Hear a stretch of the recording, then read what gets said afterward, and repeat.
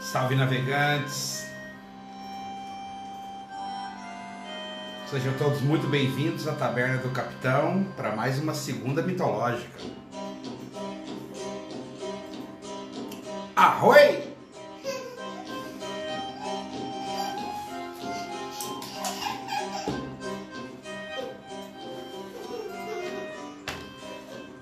Salve, turqueira!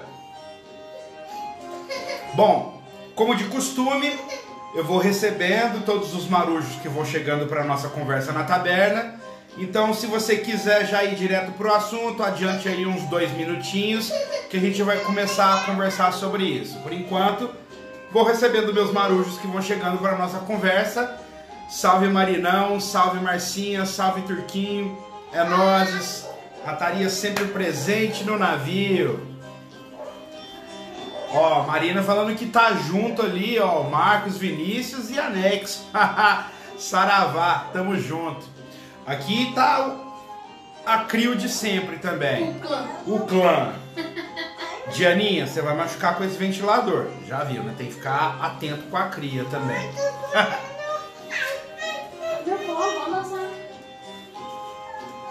Salve Marujos, Clau, Saravá. Bom, sejam todos muito bem-vindos à Taberna do Capitão. O tema da nossa segunda mitológica hoje é a Jornada do Herói. Bom, a Jornada do Herói, monomito. Como estamos falando da base de todas as mitologias que deu origem às religiões, às crenças, né, em tudo que a gente conhece hoje. Arroi! A Jornada do Herói é uma parte importante para a gente entender isso e entender também como isso funciona para nós. Como que a gente, né, coloca isso na prática. Então, como de costume, já envia o aviãozinho. A Marcinha já foi esperta. Marujo esperto já tá ligado. Envia o aviãozinho aí para mais 2 marujos. Recrutem mais 2 marujos aí que vocês acham que vão se importar com esse conteúdo, que esse conteúdo vai ter relevância, que, assim, pessoas que a gente se importa, pra gente criar essa tripulação. Olha só quem entrou, querida Tarsila, Projeto Pavão, Saravá, tamo junto, minha rainha, é nóis. Nossa, menina contadora de histórias, incrível também, acompanhem lá, Projeto Pavão. Depois ela vai deixar um comentário quando a gente postar o link, vocês vão no Insta dela para vocês verem o projeto de contação de história, ancestralidade, é incrível. Saravá, tamo junto. Jornada do Herói ou monomito. Que diabos é isso, né? Um cara chamado Joseph Campbell, vamos falar um pouquinho da parte acadêmica agora, para quem gosta das referências, para quem gosta de ler, quem gosta de saber, pesquisar. Pesquise sobre Joseph Campbell e o monomito.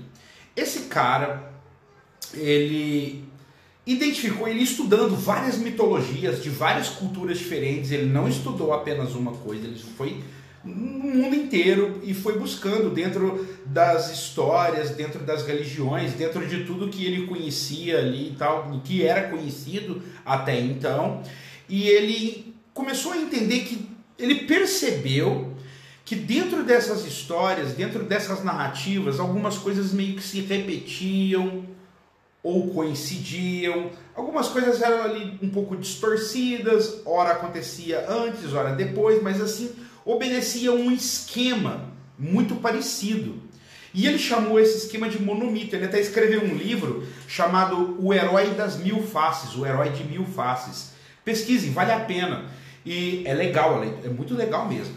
E isso diz respeito a todos nós, porque, na verdade, o que esses mitos estão querendo dizer, o que esse mito do herói, essa lenda, essa história, essa jornada, é, na verdade, a jornada de introspecção de todos nós, a jornada para o autoconhecimento, a jornada para dentro e a grande aventura da vida, né? Todos nós somos heróis, somos protagonistas, né, da nossa própria história. Uma vez uma pessoa até me falou assim, mas você é fácil imaginar você ser o herói da história porque você é homem, né, o mundo e tal. Tá, sabemos de todos os problemas que o mundo tem, não negamos isso. Só que os mitos, as histórias vão um pouco mais além. Todas as figuras que estão ali, independente delas serem personagens masculinos ou femininos, até mesmo os cenários, tudo que está nessas histórias fala de nós. E o Joseph Campbell, ele percebeu isso e traçou esse esqueminha, essa jornada do herói, esse monomito, e isso foi aproveitado por um monte de escritores no decorrer da história, e até hoje, vários filmes. Eu até fiz um videozinho, né, na chamadinha no Rios, falando, né, o que essas histórias têm em comum: Chapeuzinho Vermelho, Pinóquio, né, Jesus Cristo. O que isso tudo tem em comum? E essa jornada do herói, isso tudo fala sobre nós. Buda, Krishna e tantas outras histórias. Um salve aí para todo mundo que está entrando agora. Tamo junto.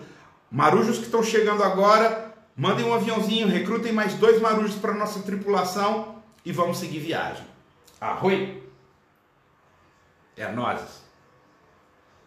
Enfim, eu até fiz uma colinha.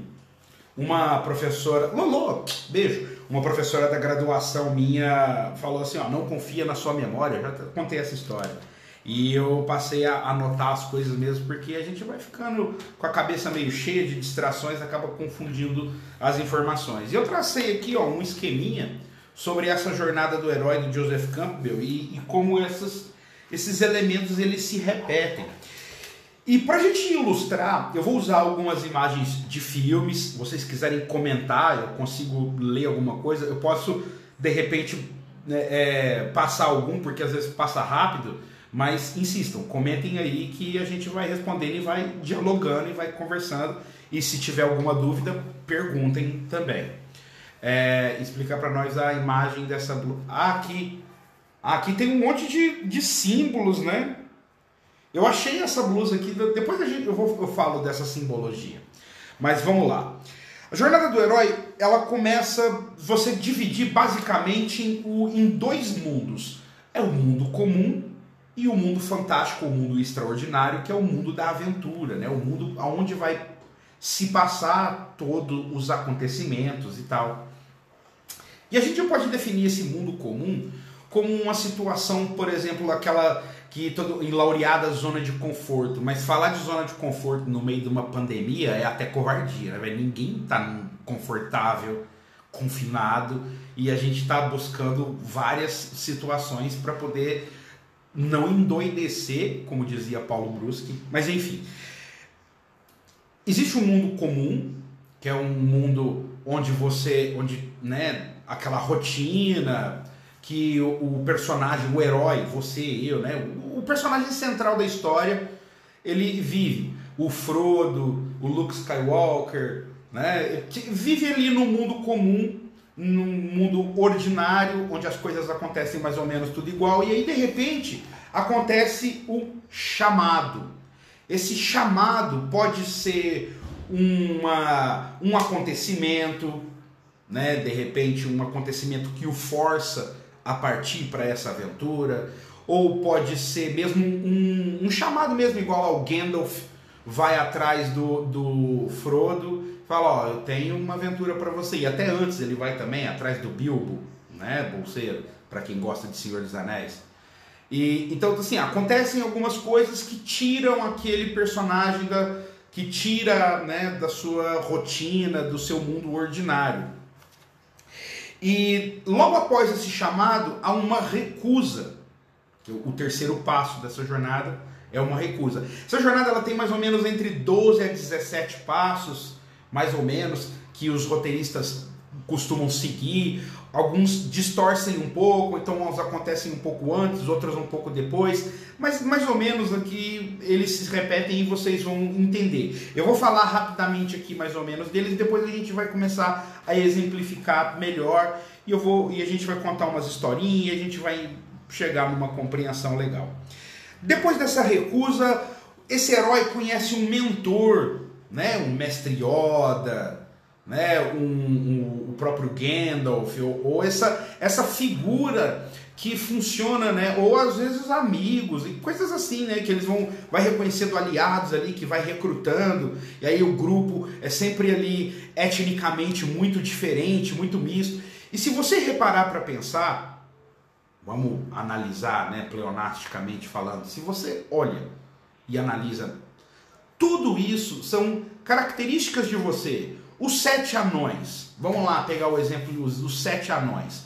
Né? É o Soneca, o Atim, o Zangado, o Dunga, o Mestre, agora eu não vou lembrar de todos, minha memória, enfim. Mas todos eles representam mais ou menos emoções ou maneiras como nós reagiríamos, arquétipos de nós mesmos. Lembra quando, quem assistiu o filme Matrix, quando ó, voltou. Pau! Falando aqui, o pessoal tá falando o nome do... Gente, a internet deu um pau aqui, mas eu acho que voltou. Voltou, voltou. Estamos aí. Dengoso, faltou, voltou. Tá vendo, ó. Foi só um vento torto, mas o navio tá de volta no curso. Arroi, vamos em frente. Vamos que vamos. Tudo o que eu tô falando, quando eu tava falando do Matrix, eu acho que a internet, o grande deus da internet não gostou da referência e falou, não vem falar mal de mim não, fera. Enfim, mas vamos lá.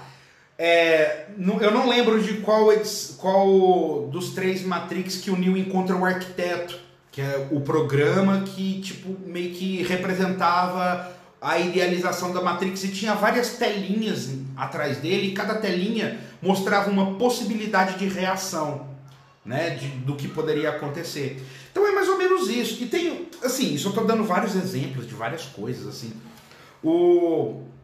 E você tem um grupo, né? Tem, igual no próprio Matrix, tem o Morpheus, que faz o papel desse mentor, tem a Trinity, tem, né, o grupo lá da nave Nabucodonosor, que é que dá esse suporte para o herói sair desse mundo comum, romper, né, com esse sistema, nessa grande aventura.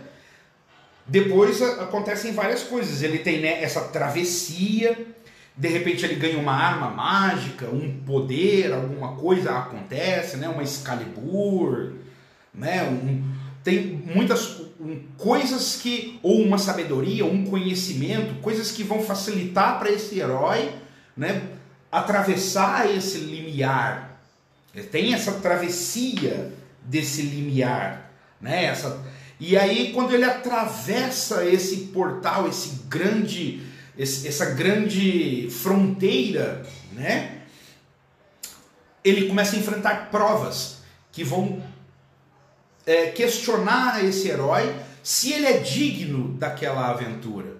Você reparou que isso tudo vai se repetindo? Em muitas histórias a gente vê, igual a gente estava citando Matrix, estava citando O Senhor dos Anéis, tem muitas outras histórias, né? A Chapeuzinho Vermelho mesmo, né? Ela vai para a floresta e quando ela cai na floresta, que ela começa, naquela animação clássica da Disney, que ela começa a enfrentar todo aquele... que ela começa a ver uns jacarés, uns monstros, mas na verdade era reflexo dela mesma, porque não era nada, eram troncos, eram as árvores.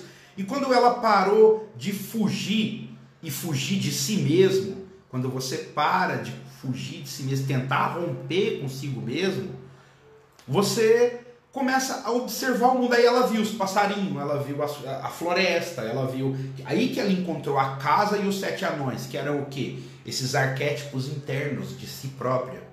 Ela olhou o personagem, parou de ver o mundo hostil, como essa máquina de moer sonhos, que a gente é ensinado a ver desde criança, né? A ver o mundo dessa forma, e ela parou a olhar com essa perspectiva e olhou para dentro de si. E ali ela reconheceu, né, os 7 anões, esses arquétipos de si mesma, essas maneiras de ver o mundo. E todos nós já passamos por essas situações, né? Por essa grande caverna, essa barriga da baleia, né? Que é aquele momento mais obscuro da nossa vida. Eu em 2013, entre 2013 e 2015, foi até o momento a época que eu conheci mais profundamente Marinão, né, Marinão? Marina Scalon Fotografia, tamo junto.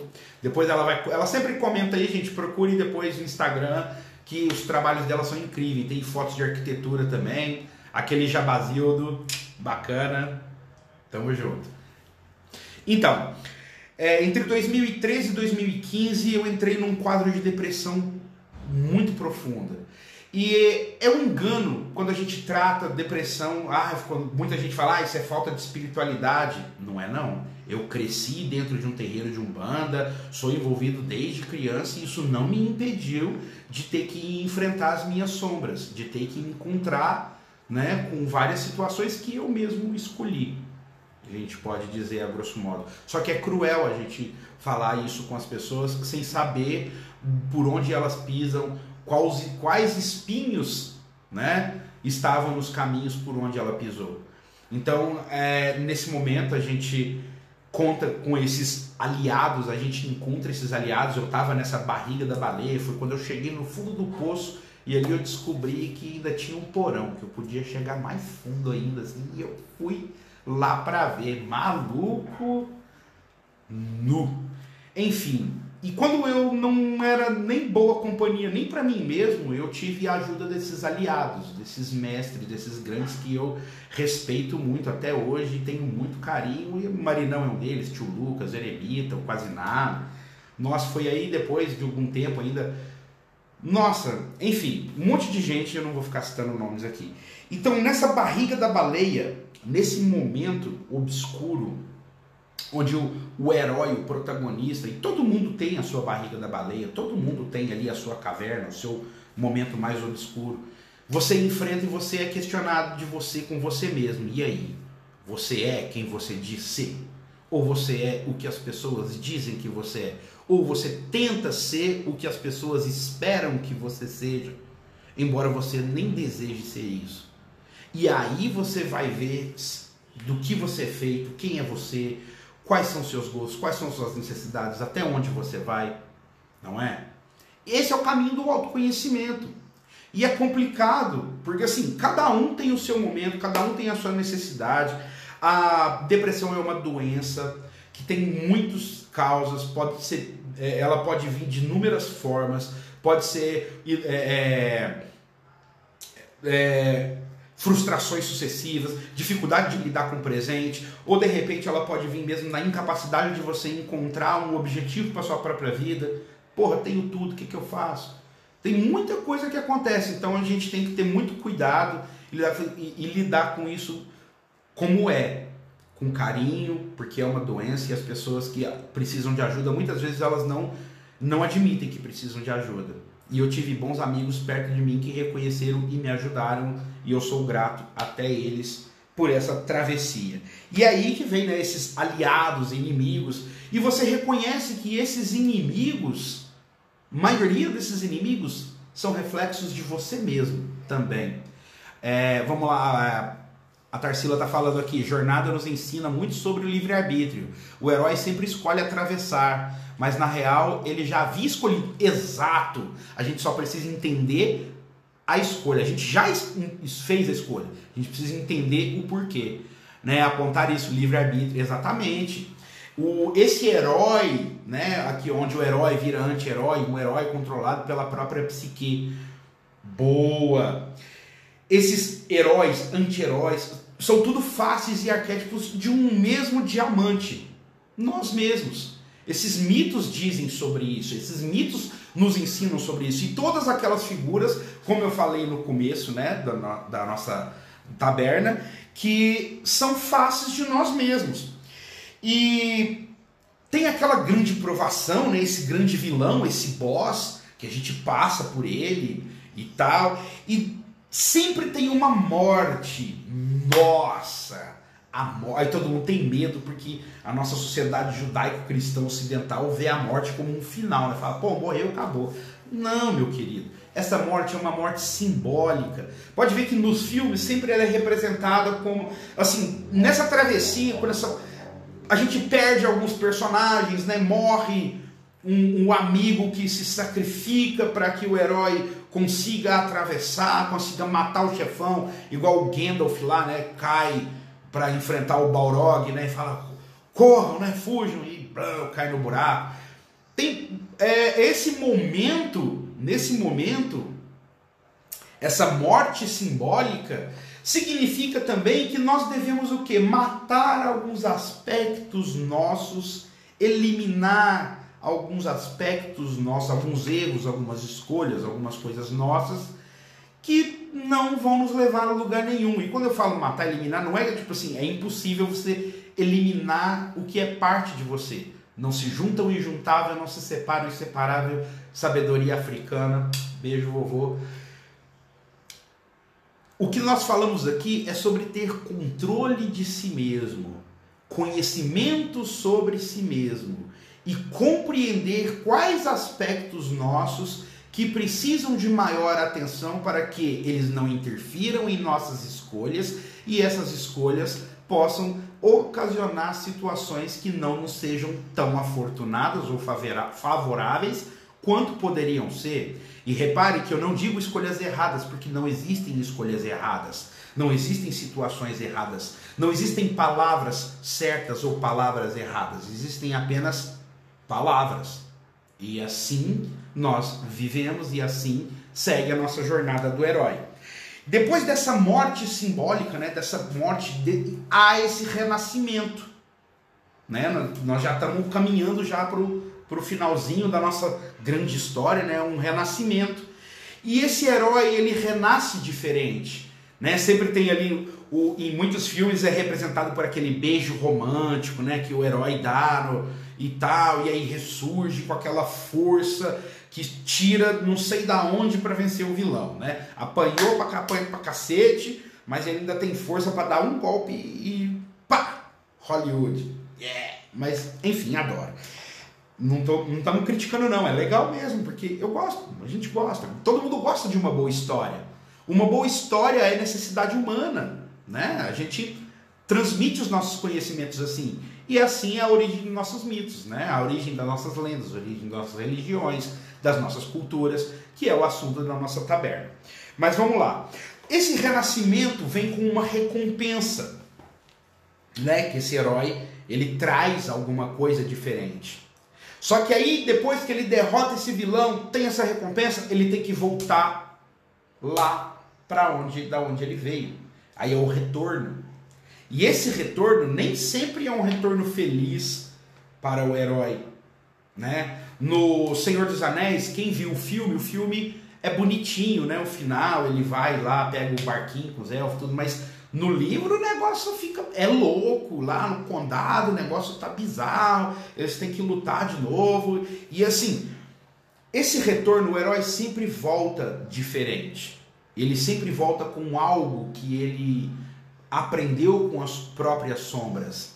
E, ó, bem colocado, casamento alquímico, exato. Quando você encontra essa sombra, esse dual, né? Esse positivo, negativo, esse yin, esse yang, você faz esse casamento alquímico. O viveram felizes para sempre, né? O beijo romântico, né?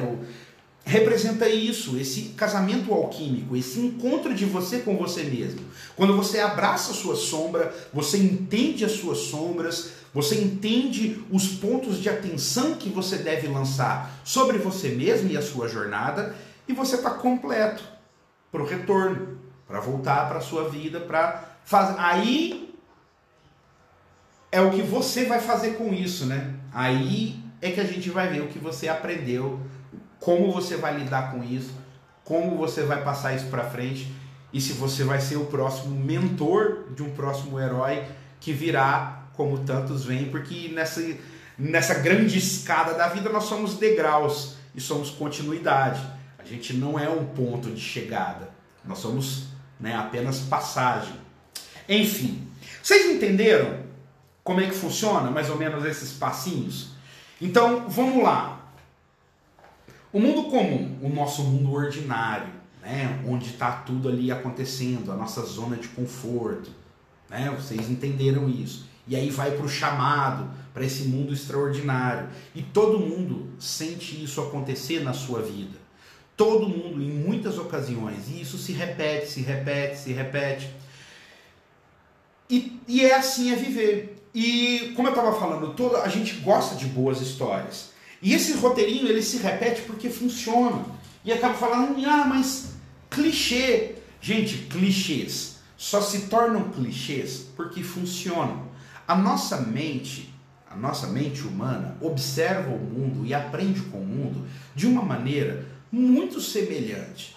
Por isso que muitos mitos se repetem em muitos lugares do mundo, em muitas culturas diferentes, e esse monomito é tão recorrente. Por quê? Porque fala da trajetória de todos nós. Todo mundo está passando por essa jornada. Esses mitos, igual eu coloquei na postagem que a gente fez o carrossel, para quem não viu, depois acompanha lá no feed, dá uma olhadinha lá.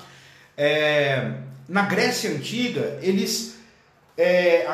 o surgimento, né, dessa figura heróica, dessa figura com poderes semidivinos, né, poderes sobrenaturais e tal, ela evoluiu de uma maneira mais antiga de adoração aos próprios ancestrais. Isso na África também acontecia. Xangô, vamos dar um exemplo legal assim, Xangô. Xangô, que é o deus Yorubá da justiça, do fogo, das pedreiras, a montanha, mas também é o nome de um rei antigo, que também levava esse nome, e tinha histórias lendárias sobre ele que acabaram meio que se confundindo com a realidade. Isso é muito comum. É que a gente não está muito acostumado a olhar para a África foi muito demonizada com né, muitos anos de marginalização dessa cultura, né? E, enfim, quem está comentando aqui, a crise dos 28 anos ou o retorno de Saturno, falar desse retorno, dessa reviravolta. É o que eu estava falando, desse looping constante, né? Você finaliza um ciclo, mas você volta. E quando você volta, você reinicia esse ciclo. Sempre que acaba um horizonte, se inicia um outro. Eu tenho uma tatuagem, às vezes eu esqueço, né? Eu tenho uma tatuagem de um navio desse lado aqui do peito, e tem uma frase escrita assim: leve-me ao horizonte. Eu sonhei com esse navio. Eu sonhei uma vez que eu estava no centro de Uberaba, e aí estava acontecendo uma inundação, veio um punhado de água assim para mim, só que eu não me afogava. Eu sentia aquilo tudo como um vento.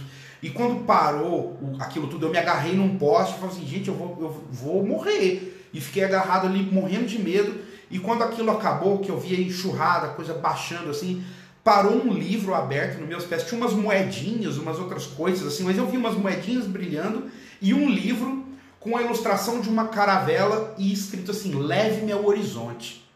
É louco? Isso eu fui desenhar, eu já era bem velho, eu já estava começando já a trabalhar com desenhos para tatuagem, assim, eu já tinha uns 20 e tantos anos. Foi pouco antes do meu pai morrer. E aí eu comecei a desenhar e eu cheguei no desenho, aí cheguei num tatuador e falei: tatua pra mim. Eu nem tatuava ainda, eu só fazia desenhos. E eu tatuei. Esse leve-me ao horizonte, o que eu entendi? Que o horizonte é algo que nunca chega. A Terra é redonda, a Terra não é plana. Então o horizonte ele nunca chega. Sempre que você alcança um horizonte, um novo horizonte se lança à frente para ser buscado. Então a busca é constante. Essa busca tem que ser constante. É enchente da Leopoldina, já está no imaginário exato. Para quem mora em Uberaba sabe que ali chover, o negócio fica louco, é um rio. E foi exatamente ali, foi em frente ali perto do terminal, de onde é o terminal agora, do terminal central ali, um pouquinho antes. Enfim, onde tem um shopping, perto de onde a sua avó mora, Marina, foi por ali, naquela galeria que tem ali em frente ali, esse sonho aconteceu ali. Olha aí que loucura, está vivo na minha memória, eu tinha uns 22 anos. E como eu falei dos sonhos, né, na live passada, na nossa taberna passada, e falando agora de novo, tudo isso, todos esses mitos, tudo isso fala de nós mesmos. Então tudo isso reflete, tudo isso é parte do quê? Da nossa trajetória e do que nós aprendemos ao nos conhecer. Então esse limiar, os aliados, o mentor, a arma mágica, o poder, a caverna, né? a barriga da baleia, o vilão, o grande vilão. 22 faz tempo? Faz. Faz. Quase 22. Quase o dobro. Enfim. E tudo isso são aspectos de nós mesmos. São elementos de nós mesmos. Vocês, igual assim, filme. Vamos falar de um filme igual eu estava falando ali do Matrix, né? Que eu adoro que é bem contemporâneo, foi em 1999, e o mundo estava mudando em 1999. Então, assim, era uma outra perspectiva, não se tinha essa internet que nós temos hoje. Isso aqui que eu estou fazendo com vocês, de conversar, de trocar uma ideia, cada um com seu grog, arroi, nas suas casas, tudo, isso era virtualmente impossível, porque a internet era ainda uma coisa muito restrita, e para quem era magnata, porque o povão mesmo, é um negócio de escada, depois da meia-noite, era tenso. Enfim... E nesse filme, toda aquela roupagem tecnológica, tudo aquilo encantou o mundo inteiro. E ele é só uma roupagem para um mito que é muito antigo, que é esse monomito também, né? O mito da caverna de Platão. Outra referência, Alice no País das Maravilhas. Tudo isso é referência para Matrix. Foi só uma roupagem diferente. O mito da caverna, o famoso alegoria da caverna de Platão, que todo mundo fala, que é matéria de vestibular, nossa, muita gente tem medo, mas gente, está falando de nós mesmos. Quando você entende, igual o Giordano Bruno falava, para toda ideia existe uma imagem arquetípica. Se você entende essa imagem, você entende a ideia. Se você lembra da imagem, você lembra da ideia. E isso funciona para tudo. Então, essa jornada, essa grande jornada do herói, nada mais é do que a trajetória do ser humano em busca de conhecer ele mesmo, em busca do autoconhecimento, em busca do que? De entender a relação dele com ele mesmo, com o ambiente que o cerca e a comunidade que ele está inserido. Tá vendo que tudo volta para a mesma coisa? E esse conhecimento é um conhecimento ancestral. Isso estava lá na África. A gente não está reinventando a roda. Eu não estou tirando isso das vozes da minha cabeça. Sabe? As vozes da minha cabeça falam coisas diferentes. Não, brincadeira, gente. Não tem vozes na minha cabeça. Será? Não, brincadeira. Enfim.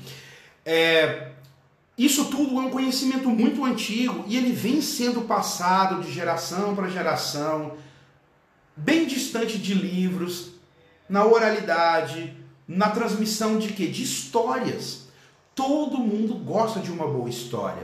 As histórias acadêmicas, as histórias registradas, né, dos livros, elas sofrem uma interferência do quê? De quem ganhou a guerra. Quem ganhou a guerra conta a história, registra a crônica ali no tempo da maneira como ele quer. E ele escolhe quem é o herói, vai ser pintado de herói, quem não. Para vocês terem uma ideia, um exemplo bem legal e curioso. Vocês já ouviram falar de Ramsés II? Ramsés II foi um faraó muito importante no Egito. Ele era bem doido assim.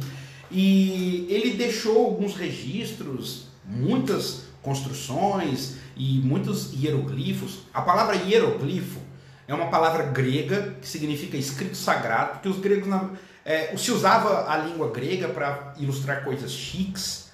E no século XIX a galera não tinha muita noção do que era aquilo. Não se chamava hieroglifo, né? Tinha um outro nome. A língua egípcia, além do copta, tinha outras línguas. Então, assim, o Egito era um negócio enorme. Então, assim, chegou pra gente um conhecimento muito distorcido. E a palavra hieroglifo que a gente adotou, com radicais, hieros, glifo, hieros, que é sagrado, grifo, né, de grafem, glifo, que é escrita, então escrita sagrada, marca sagrada. Então eles não sabiam, oi, salve, salve, é nós. Eles não sabiam muito bem como é que o negócio funcionava, como é que... então deu esse nome, chegou pra gente assim. Mas vamos lá. O Ramsés escreveu uma história de uma batalha que ele teve com os hititas, que era um império meio concorrente dos egípcios. Tiveram uma batalha bem feroz e o Ramsés levou a pior nessa. Ele dividiu mal as divisões de carruagem dele, divisão de infantaria, e ele meio que organizou a tática meio mal, foi pego de surpresa, levou a pior. Uma das unidades que chegou salvou ele do caos e ele quase se rodou nessa, só que ele chegou no Egito, ele não ia contar essa propaganda, falar, gente, fui lá bancar o herói, eu rodei, e eu saí com o rabinho no meio das pernas e morreu um monte de parente de vocês, sinto muito. Ele não ia falar isso. Então ele escreveu, deu um jeito de fazer uma propaganda e contou a história da maneira como ele tivesse vencido a guerra. E até hoje tem, né, os registros disso. Depois vocês procurem sobre as carruagens de guerra de Ramsés. Vocês vão ver, é bem da hora.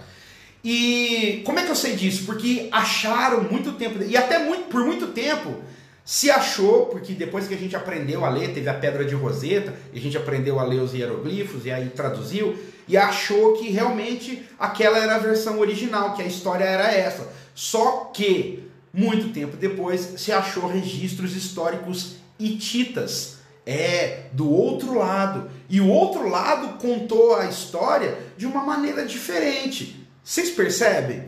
E aí, cruzando as histórias, a gente consegue ter uma noção mais ou menos do que aconteceu. E aí, o final não foi feliz para Ramsés. Só que, embora ele tenha contado essa história. Então, a história oficial é um pouco corrompida por quem ganhou a guerra, por quem tem o dinheiro, por quem paga para registrar. Júlio César. Júlio César, a gente só sabe que ele foi um grande general porque ele escreveu. Ou melhor, ele pagou para escreverem a biografia sobre ele. Mas é muito fácil ser um grande general lutando contra um exército que não é um grande exército. Porque os celtas, contra os quais ele lutou, na região onde hoje é a França, eram um monte de tribos, era muito dividido. Foi um cara chamado Vercingetorix que juntou todas as tribos para lutar contra ele, que deu uma pressão, mas ele quase rodou também.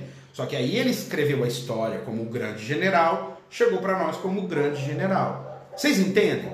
Então, a coisa acontece, na realidade, a coisa acontece um pouco diferente. Oi, Su! Beijo, querida! Saudade de todos. E Education é nozes. E você vai encontrar essas histórias, esses registros, né? É o perigo da história única. Exato! É aquele ditado latino, né? Timum homini unus libris, né? Tema o homem de um único livro.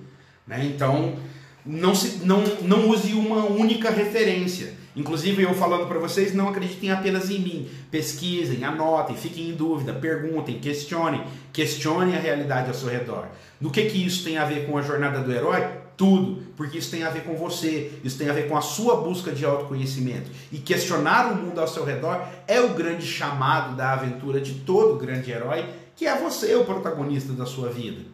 Você que vai estar acompanhando você pelo resto da sua vida, você é o grande observador de si mesmo.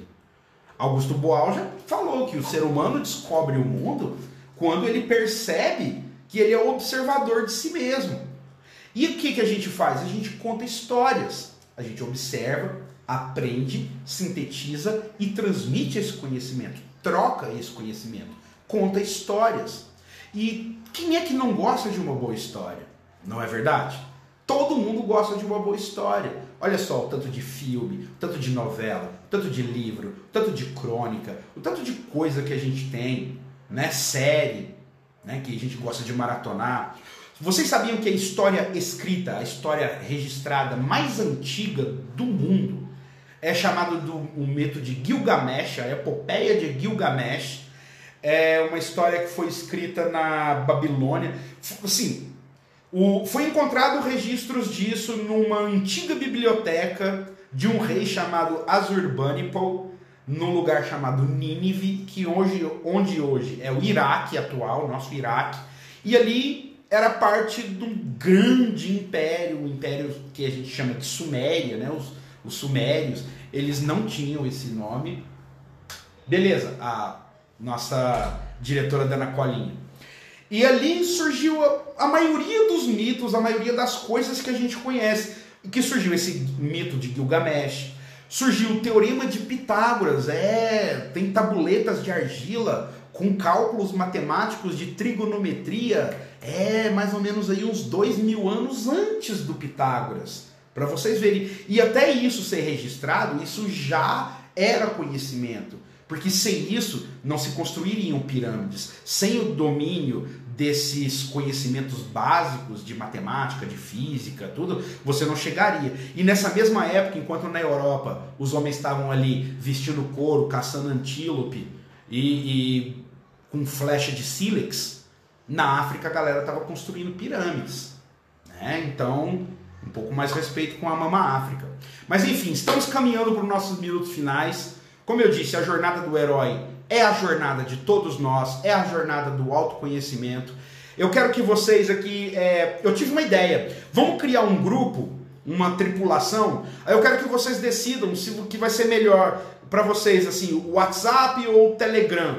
Para a gente criar um grupo, mandar algumas informações, vocês me perguntarem algumas dúvidas se vocês tiverem. Votem nos comentários, a gente vai postar o vídeo agora, para quem não viu ao vivo, acompanhar também e acompanhar a tripulação.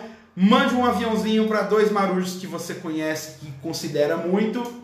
Aumente a nossa tripulação e vem junto navegar nas nossas segundas mitológicas, onde a gente explica um pouco dessa origem dessas mitologias, de como surgiu a nossa cultura, a arte, tudo, e como isso tem a ver com a nossa jornada, com a nossa busca de autoconhecimento. Então, marujos, espero vocês. Comentem aí, depois vocês escolham, deixem nos comentários qual grupo é melhor para a gente fazer, se vocês gostam da ideia, e a gente vai comentando, manda direct também, e aí a gente vai, no decorrer da semana, a gente desembola essa tripulação aí, esse grupo, para a gente conversar mais a respeito disso. Se ficar alguma dúvida, perguntem nos comentários, não tenham vergonha, porque é questionando o mundo que a gente aprende. Aprende sobre o mundo e aprende sobre si mesmo. Beijo, marujos. Saravá, é nozes.